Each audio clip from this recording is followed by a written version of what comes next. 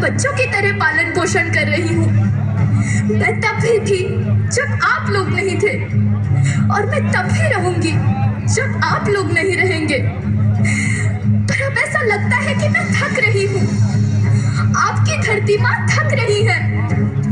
रसायनों का छिड़काव, रासायनिक खाद और इन सब के कारण पानी एवं हवा में जहरीलापन, यही कारण है कि मैं थक रही हूँ। क्या आप जानते हैं कि इन रसायनों के जहरीलेपन से मेरी मिट्टी वैसे ही जलती है जैसे आपके शरीर पर कोई तेजाब डाल दे। लगता है मेरे बच्चों को मेरे दुख का अंदाजा नहीं है। मेरी मिट्टी बंजर हो रही है। ये रसायन मेरी मिट्टी के उपजाऊपन को खत्म कर रहे हैं और उससे पाए जाने वाला नमक मेरे शरीर पर मिर्च की तरह जल रहा है। मेरी फसलों की पैदावार कम हो रही है। मैं धीरे धीरे और थक रही हूँ।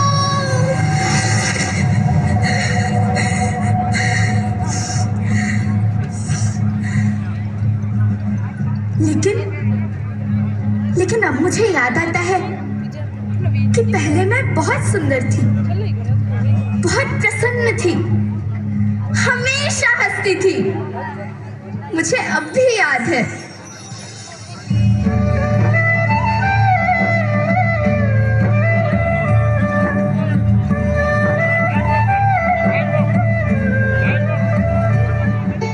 मैं तुम्हारी माँ सुंदर क्यों ना होती?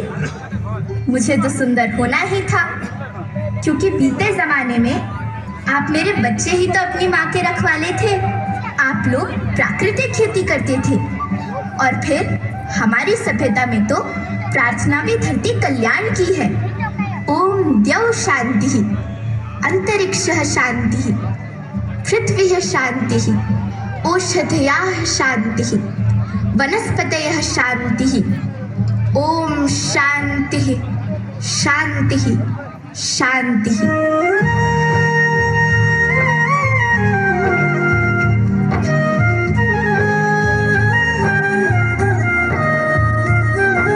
नदियाँ, जंगल, झरने, पर्वत रखना इन्हें संवार के, इनको रौंदा तुम न बचोगे, धरती कहे पुकार के।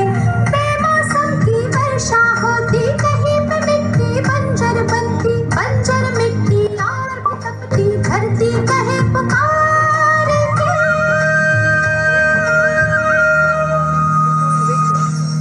हजारों साल से मनुष्य धरती की गोद में रहता आया है, लेकिन आज मैं आपसे पूछती हूँ कि आपने इसके बदले धरती माँ को क्या दिया? ये जहरीले रसायन और प्राकृतिक खाद जो मिट्टी को बंजर कर रहे हैं, उर्वरकता को बर्बाद कर रहे हैं। आप अच्छी पैदावार के लालच में जो रासायनिक खाद अपने खेतों में डाल रहे हैं, वो अभी तो लाभ देगी, लेकिन लंबे समय में उसी रासायनिक खाद का नुकसान भी है। रासायनिक खाद जहर समान है, और तो और फसलों में पानी की खपत भी बढ़ गई है, जिससे खेती की लागत बढ़ रही है और पानी का स्तर जमीन के काफी नीचे जा रहा है।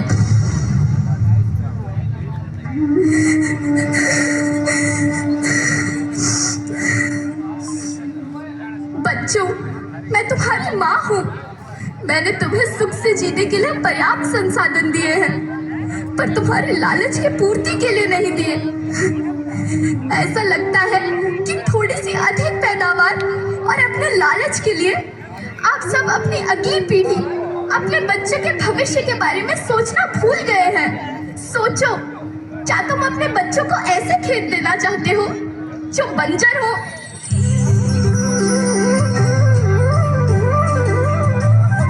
अरे तुम तो विंध्य की बेटी हो, मध्य प्रदेश की बेटी हो, भारत की बेटी हो। आओ, तुम ही मेरे बच्चों को कुछ बताओ।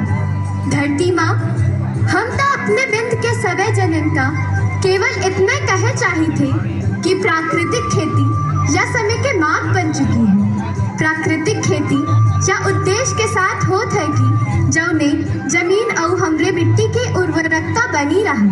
हम सबका प्रकृति के साथ मित्र जैसा व्यवहार करे चाहिए।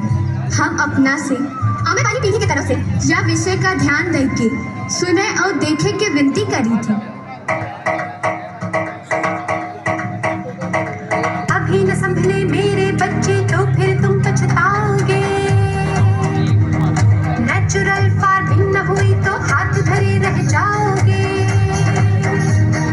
माँ का शोषण कौन है करता, कौन है मिट्टी जहर से भरता। जब से जैविक खाद को छोड़ा, खुशहाली से नाता तोड़ा। अभी न संभले मेरे बच्चे तो फिर तुम पछताओगे, तो फिर तुम पछताओगे। लेकिन धरती माँ, आपको सुरक्षित और प्रसन्न रखने का उपाय क्या है? एक ही उपाय है, धरती एक, परिवार एक, भविष्य एक। इस मूल मंत्र को आत्मसात कर लो। प्राकृतिक संसाधन को बचाओ, प्राकृतिक खेती को अपनाओ और परंपरागत देसी पद्धति से जैसे गो आधारित उत्पाद, जीवामृत, बीजामृत, पंचगव्य, गोमूत्र छाछ का उपयोग करो ताकि मिट्टी की उत्पादकता बनी रहे। याद रखना, मैं माटी हूँ, माँ होना मेरे नाम में बसा है। पोषण करने के लिए ही मैंने जन्म लिया है। करोड़ों सालों तक धरती पर सांसों की डोर आगे बढ़ाई। पेट भरा जब सबका, तभी मैंने संतुष्टि पाई। वो माँ हूँ मैं सबकी, जिसने जन्म न देकर भी जीवन संभव बनाया। अन्नदाता मेरे पुत्र किसान, तुमने ही तो इसमें मेरा साथ निभाया। दिन रात सींच पसीने से मुझको हर मुंह तक रोटी पहुंचाई। जब तुमने माथे मुझे लगाया, मैं हरियाली बनकर मुस्काई। मिट्टी बंजर होने से या धरती के नुकसान से किसी एक देश, एक द्वीप, एक समाज या एक धर्म का नुकसान नहीं है, बल्कि सभी का है, क्योंकि सभी आपस में बंधे हैं। धरती की श्रृंखला टूटी, माला टूटी, सब बिखर जाएंगे, सब खत्म हो जाएंगे।